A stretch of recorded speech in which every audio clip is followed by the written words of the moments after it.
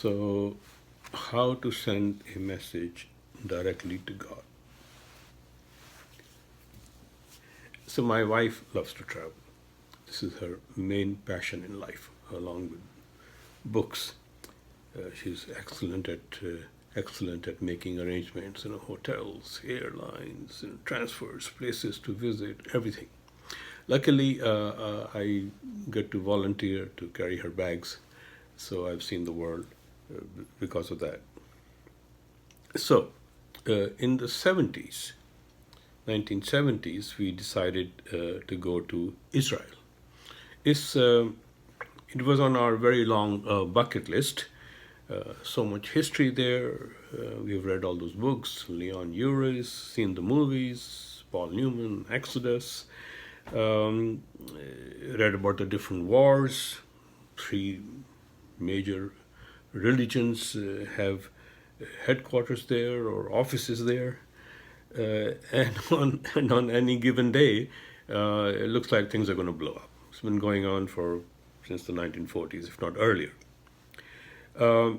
It seems it's difficult for religious people to get along, in peace. So we decided to go visit Israel before things go south. In particular, I wanted to see the stained glass windows at the Hadassah, I think I'm pronouncing it correctly, hospital, and wanted to go to Yad Vashem, the Holocaust Museum, and who knows, I might run into Yehuda Amichai. He was still alive at that time. And those of you who don't know, and my friend Eva Shinar, my brilliant friend Eva Shinar, introduced me to Yehuda Amichai's poetry. He was the greatest Israeli poet. He wrote wonderful stuff. You should read it. I made quite a few paintings actually based on his work. To live is to build a ship and a harbor at the same time. To live is to build a ship and a harbor at the same time, and to complete the harbor after the ship has sunk. So, we wait for our ships in our life, and the ship does come, but it sinks. And you continue with your harbor. Anyway, so Israel, Masada, Jericho, Safed, Qumran Caves, the Dead Sea, so many things to do, and of course, Jerusalem. So we had hired a private car and chauffeur to take us around, just the easiest way for us to go around. And the driver turned out to be an old man who was ex-Mossad, the secret service. And he just never got over his suspicions of us. Two Asian people, why are you interested? You're not Jews. Why are you interested in Israel so much? What's going on? Throughout our stay, he kept cross-examining us and so forth. It was quite amusing. Although, in fairness, Israel, they do have actual, serious, real reasons to be paranoid. Anyway, during our travels, strange incidents would happen. For example, New Year's Eve, we were at a kibbutz, and here are soldiers sitting on the ground, sofas and so forth, watching TV and celebrating, and everybody has a gun, the machine gun, New Year's Eve party. And soldiers, everybody has to have compulsory, I believe, 2 years service, men and women in the army, which is not a bad idea actually to get some discipline into people.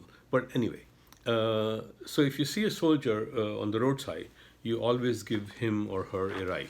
They have leave and they need to get home, and people give them a ride.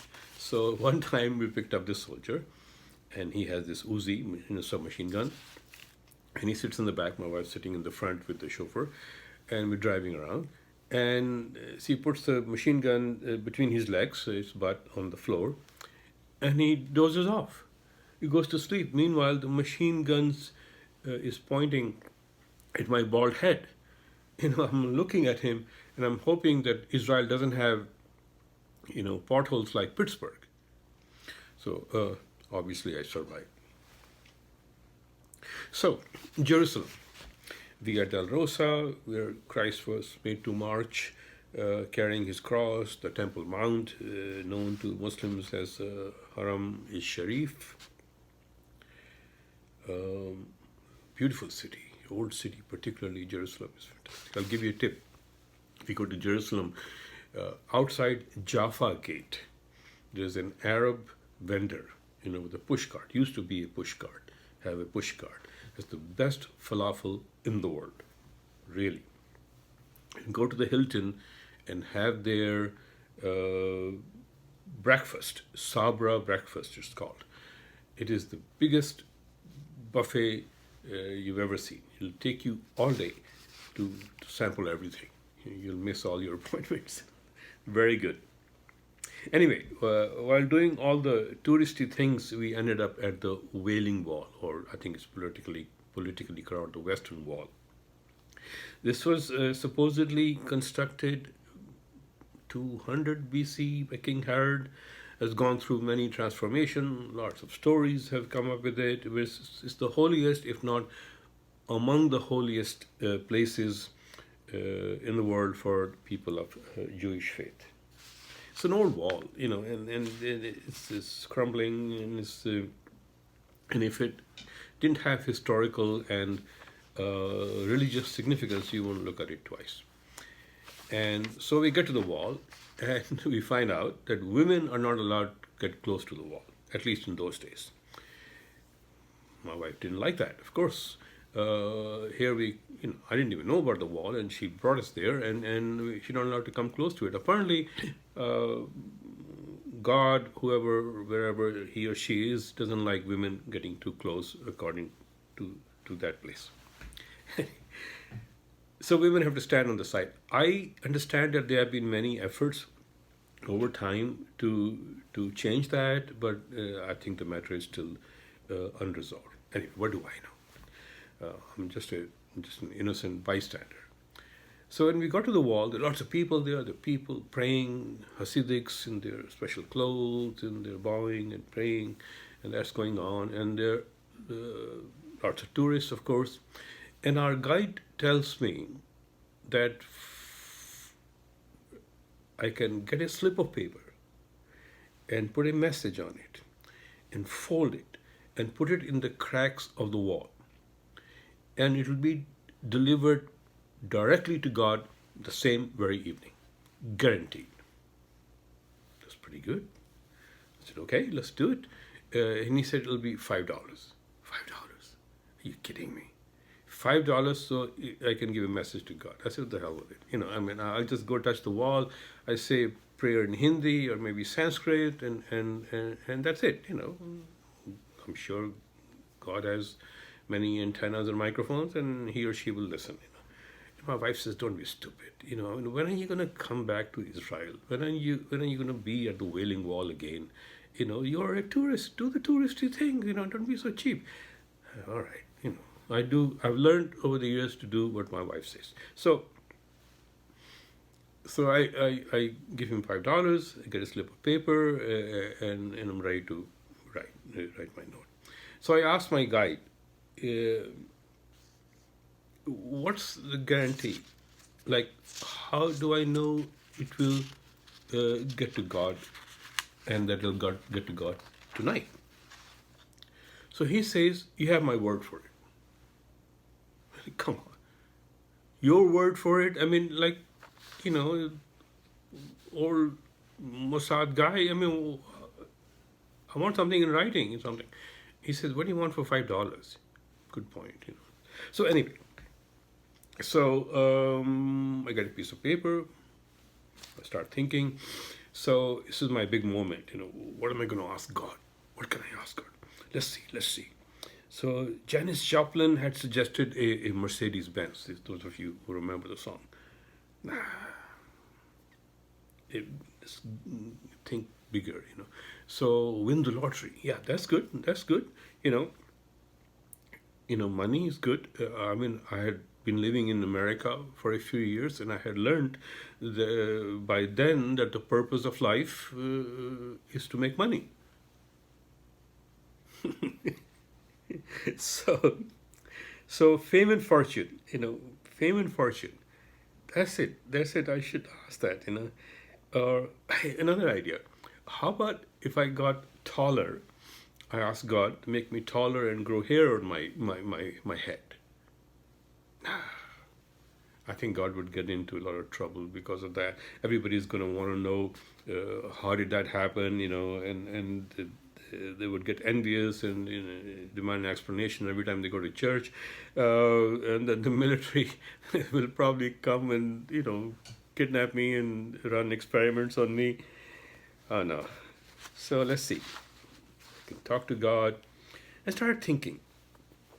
Just allowing myself this nonsense. What if let's assume for a moment, that what if God really, really gets my message? So, if you had that chance, you had a moment with God, would you really, really have your tongue hanging out and say, "Give me money, give me money"? Really? Wow, that's so low class. That's so petty, rude. So anyway, in the end, my wife's saying, "Hurry up, for heaven's sake!" We're all waiting. So I just wrote "World Peace" or "Let There Be Peace," something like that. Anyway, we're done. Went, finished our trip to Israel and came home.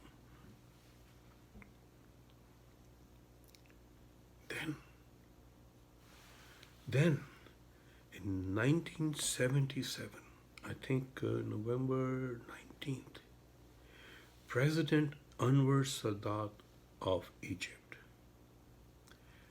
goes to Israel. He's the sworn enemy of Israel.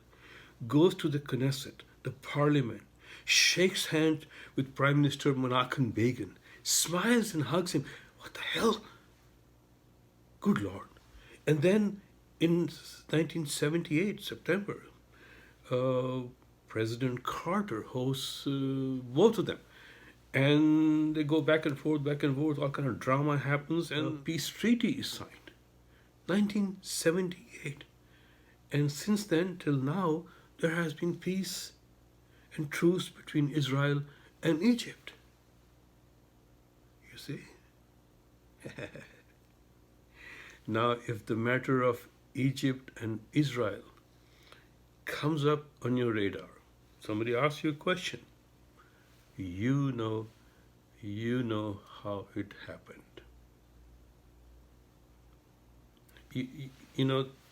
For doing this, you think somebody would at least give me at least a cookie or something,